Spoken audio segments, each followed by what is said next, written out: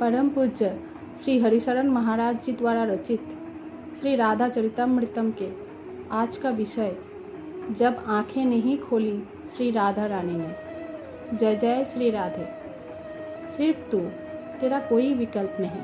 सच है, प्रेमी का क्या विकल्प। प्रेम के लिए प्रियतम ही चाहिए।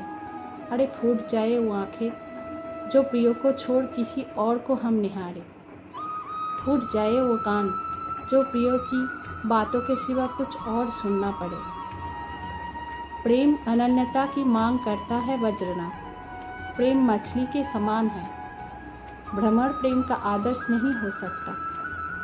प्रेम का आदर्श तो मीन है, जिसे जल के सिवाय कुछ नहीं चाहिए। दूध नहीं, घी नहीं, पर चाहिए तो सिर्फ जल ही।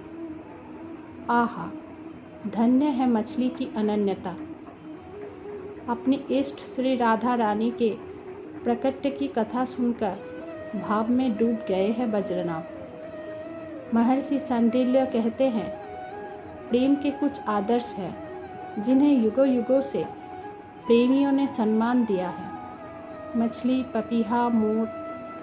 हे वज्रनाभ, मछली की निष्ठा देखो जल के प्रति, पपीहे की निष्ठा देखो स्वाति बूंद के प्रति। पपीहा प्यासा मर जाएगा, पर स्वाति बूंद को छोड़कर कुछ और पिएगा ही नहीं, गंगा जल भी नहीं। प्रेम उन्मत्तता से भरे महर्षि सांडिल्य बोले। और मोर शाम घन देख आकाश में काले काले बादलों को देख वो नाच उठता है। मोर का सर्वस्व है बादल। मोर प्यार करता है बादल से, पर बादल उस मोर के ऊपर बिजली गिराता है, वज्रपात करता है। इतना करने के बाद भी मोर के प्रेम में कमी कहाँ आती है।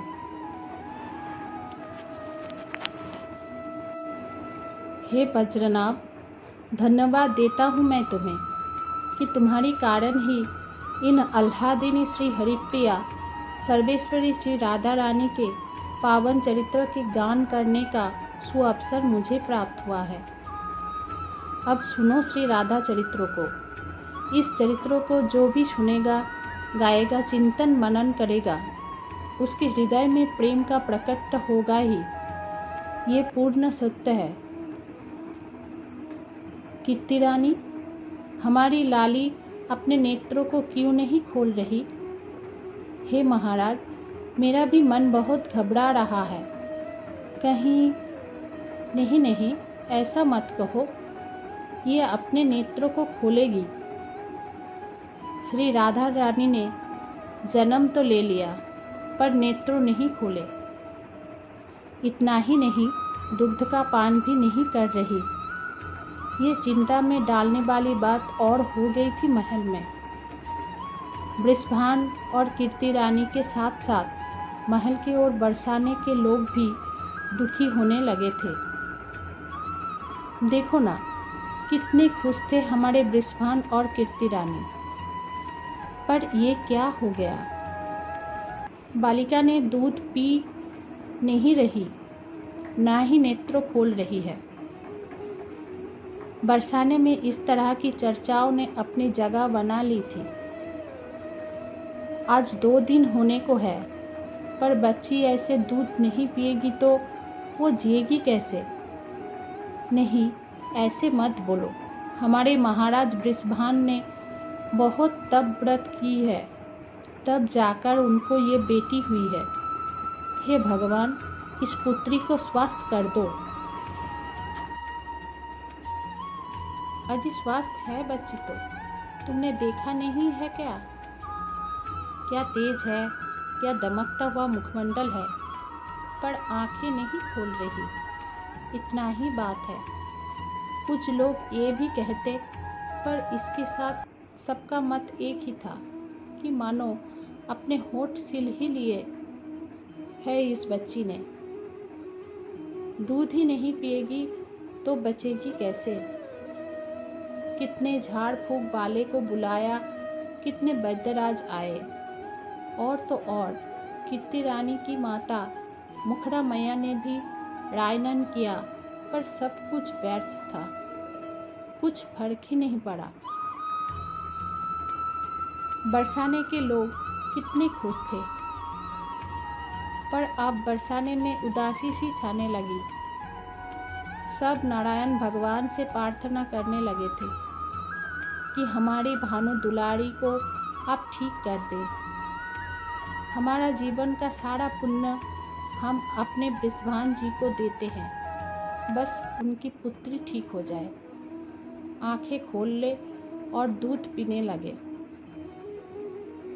हे वज्रनाभ, इन भोले भाले लोगों को क्या पता कि अस्तित्व किस दिव्य प्रेम का दर्शन कराने जा रहा है जगत को।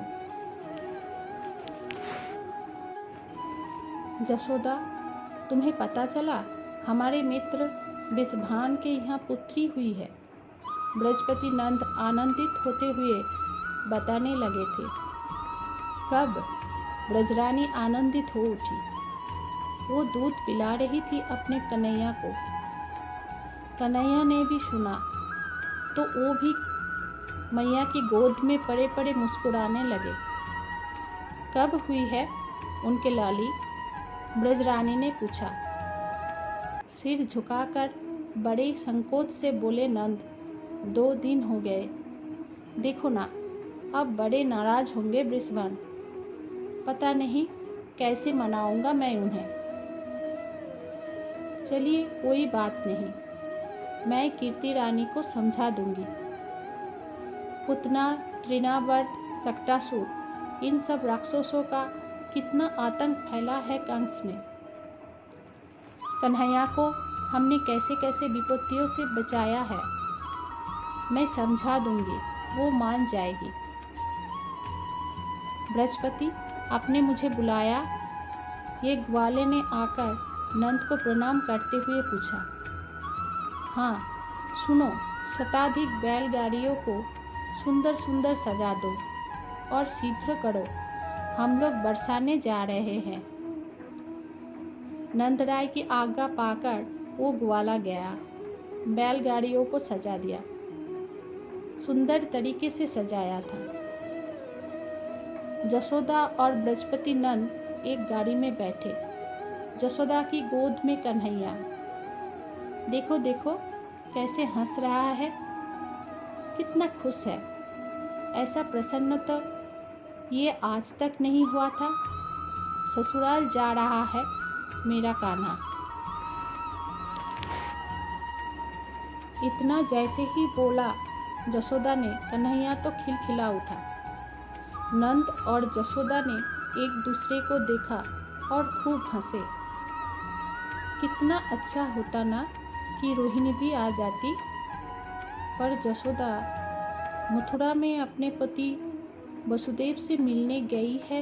रोहिणी दाव को तो छोड़ जाती। जसोदा ने फिर कहा, अपने पुत्रों को भला कोई छोड़ता है? छोड़ो जसोदा, तुम भी। बृहस्पति चले जा रहे हैं, इस प्रकार चर्चा करते हुए। 100 से अधिक बैलगाड़ी है। आधे गाड़ी में तो लोग बैठे हैं।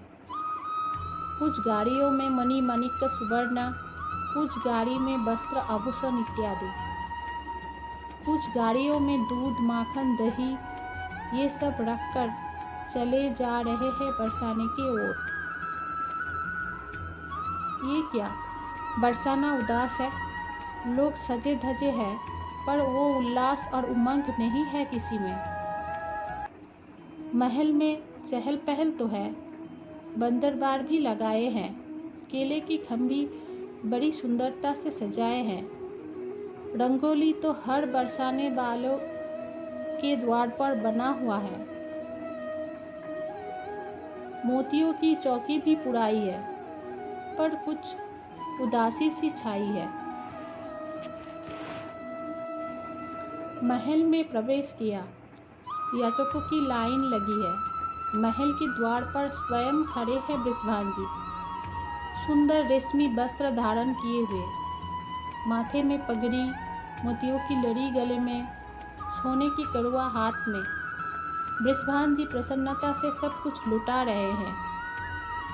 बधाई हो मित्र, बधाई हो, जोर से आवाज लगाए ब्रजपति नंद ने बरसाने के अधिपति बृषभान को। देखा बृषभान जी ने, कई बैलगाड़ी सजी धजी खड़ी है महल की द्वार पर। मित्र बृहस्पति और ब्रजरानी दौड़ पड़े बृषभान जी। पास में गए तो गले नहीं मिले। हम आपसे नाराज हैं। 2 दिन हो गए और आप आए हैं। हम आपसे बात नहीं करते। मित्र का रूठना अधिकार है। हाँ, हमसे गलती तो हो गई है। अब आप जो दंड दें। वैसे भी मैं तो कहता ही था कि संपत्ति वैभव इन बरसाने वाले के पास ही ज़्यादा है। बृहस्पति तो इन्हें ही बनना चाहिए। नंद जी ने हाथ जोड़कर आगे कहा, हम तो नाम के ही बृहस्पति हैं। सच्चे बृहस्पति तो हे बृषभान जी आप ही हो। तो क्या दंड दोगे हमें बृषभान जी? वैसे लड़के वालों के सामने लड़की वालों को ज़्यादा बोलना नहीं चाहिए। हंसते हुए बृहस्पति ने बृषभान जी को अपने हृदय से लगा लिया था। क्या बात है, उदास हो? हे बृषभान जी, आप सत्य पर दृढ़ रहने वाले हैं, इसलिए आपकी वाणी सदैव ही सत्य ही होती है। आपने कहा था मुझे तो लाली चाहिए, और देखिए लाली हो गई। हंसते हुए बोले बृहस्पति नंद। पर आप उदास हैं, क्यों? नंद ने फिर पूछा। महल में चलते हुए बात हो रही थी। कीर्ति रानी के पास में आ गए थे सब लोग। ब्रजरानी जसोदा के साथ कई गोकुल की सखियां चल रही थी। उनके हाथों में हीरे मोती मणि माणिक्य से भरे थाल थे, जो लाली को नौछावर करने के लिए लाई थी ब्रजरानी। बधाई हो कीर्ति रानी। लाला कन्हैया को गोद में लेकर ही दौड़ पड़ी जसोदा। जसोदा भाभी, कीर्ति रानी उठकर बैठ गई। नहीं, लाली कहाँ है? मैं देखूंगी लाली कहाँ है। ये रही हमारी प्यारी लाली, कीर्ति रानी ने दिखाया। ओहो, कितनी सुंदर है ये तो। अपलक देखती रही उन भानु दुलारी को ब्रजरानी जसोदा। क्या नौछावर करूं मैं? थाल के मणि माणिक्यों को छोड़ दिया ब्रजरानी ने। अपने गले का सबसे मूल्यवान हार उतारकर किशोरी जी को नौछावर में दे दिया। फिर भी मन नहीं माना। अपने हीरे से जड़े कड़े उतारकर लाली के ऊपर नौछावर कर लुटा दिया। पर नहीं, इसके आगे ये हार ये कड़े क्या है? क्या दूं मैं? ब्रजरानी भाव में उछल रही है। कुछ नहीं मिला तो अपने गोद में खेल रहे कन्हैया को ही श्री जी के ऊपर घुमाकर उनके ही बगल में रख दिया। इससे बढ़िया नौछावर और कुछ नहीं है। गदगद भाव से बोली ब्रजरानी। पर ये क्या? कन्हैया खुश, कन्हैया को तो अपनी प्राण मिल गई। वो खिसकते हुए अपने सर्वेश्वरी के पास गए। अपने नन्हे करों से प्रियाजू के नन्हे नन्हे नेत्रों को छुआ। बस फिर क्या था? नेत्र खुल गए श्री राधा के। खोल दिए नेत्र श्री राधा ने। बृषभान जी ने देखा, मेरी लाली ने अपने नेत्र खोल दिए। वो तो बृहस्पति का हाथ पकड़कर नचने लगे। बृहस्पति, आप पूछ रहे थे ना कि मैं उदास क्यों हूँ? मेरी कन्या ने नेत्र नहीं खोले थे। ये बात फैल गई हवा की तरह पूरे बरसाने में। अब तो लोग आनंद मनाने लगे। नाच गान फिर से शुरू हो गया। कीर्ति रानी के नेत्रों से आनंदाश्रु बहे चले थे। जसोदा भाभी, आप सोच नहीं सकती मैं कितनी खुश हूँ आज। हृदय से लगा लिया था ब्रजरानी ने कीर्ति रानी को। अरे देखो देखो, ये दोनों कैसे खेल रहे हैं। ऐसे लग रहा है जैसे ये दोनों ही प्रेम के खिलौने हैं और प्रेम से खेल रहे हैं। प्रेम ही इनका सर्वस्व है। श्री राधा कृष्ण दोनों बालक रूप में एक दूसरे को देखकर किलकरिया भर रहे थे। अरे कीर्ति, बहुत खेल लिए, अब थोड़ा दूध तो पिलाकर देखो। मुखड़ा मैया सबसे ज़्यादा प्रसन्न है।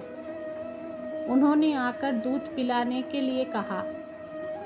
कीर्ति रानी जब दूध पिलाने लगी, नहीं पिया दूध, मात्र कन्हैया को ही देखती रही लाली श्री राधा। पर कन्हैया ने अपने कोमल हाथों से श्री राधा के मुख को कीर्ति रानी के ओर कर दिया, मानो कह रहे हो, राधे आप तो मैं आ गया, आप तो दूध पी लो। बस प्रियतम के सुख के लिए प्रियतम के बाद सर्वोपरि है, ये जानकर श्री राधा रानी ने दूध पी लिया। हे वज्रनाभ, ये प्रेम की लीला अद्भुत है। इसे बुद्धि से नहीं समझा जा सकता, ये तो हृदय के माध्यम से ही समझ में आता है। जय जय श्री राधा कृष्ण।